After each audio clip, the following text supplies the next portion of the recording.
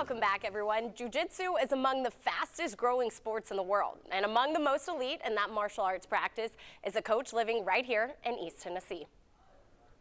What you don't want to do is put your toe on the ground. Brad Hatcher embraced the practice of jiu-jitsu in 1991. He now owns this studio in Maryville and is the highest ranking Brazilian jiu-jitsu practitioner in the state of Tennessee. Ready? 1, 2, 3. All right, let's go. It wasn't the thrill or bright lights shining on one of the world's fastest growing sports. For Hatcher, it was the practice of self-defense that struck instantly.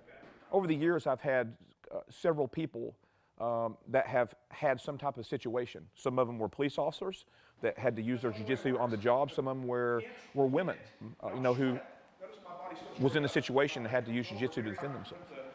After 30 years of practice, he's reached the pinnacle of success at every level. He won the Pan American gold medal in 2006, becoming the first international champion in the black belt division from Tennessee. And I'm going to get a double sleeve grip.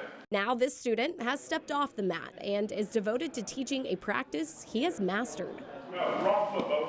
Outside. In that role, he again excelled and recently named new head coach of the U.S. Jiujitsu Grappling team for the 2021 and 2022 seasons, a team he will train to compete next year in England. I think becoming the head coach of the United States Jiu-Jitsu team, that is the pinnacle of my career now, because as a coach, what better stage than taking, the United States team to England to compete? That has to be the pinnacle. His martial arts career started in karate as a young boy. Now, after years of effort, he holds an 8th degree black belt.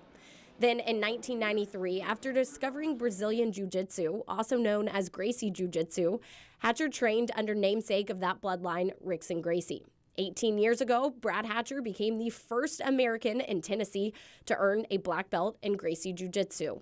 Training in jiu-jitsu, of course, is a completely different martial art than practicing karate or any other style. One thing that makes Gracie jiu-jitsu different is how they have honed each technique even more so from the Japanese styles to make it more efficient, more effective for somebody even smaller or weaker. This Team USA coach will now choose the 24 men and 16 women who will make the U.S. national team. And he says when it comes to building that roster, he has 2 key benchmarks: skill set and willingness to help the team. After years, even decades of preparation, Hatcher is looking for athletes that can adjust and adapt in a millisecond on the mat. When you're fighting, it puts you directly in the moment, and you have to be focused on being open-minded and letting your body flow from one move to the other, because your opponent is resisting everything that you're doing. Brad Hatcher is set to earn his 5th degree in jiu-jitsu from Rickson Gracie in February. If you are interested in trying out for the U.S. team, you can head to WBIR.com right now for more information.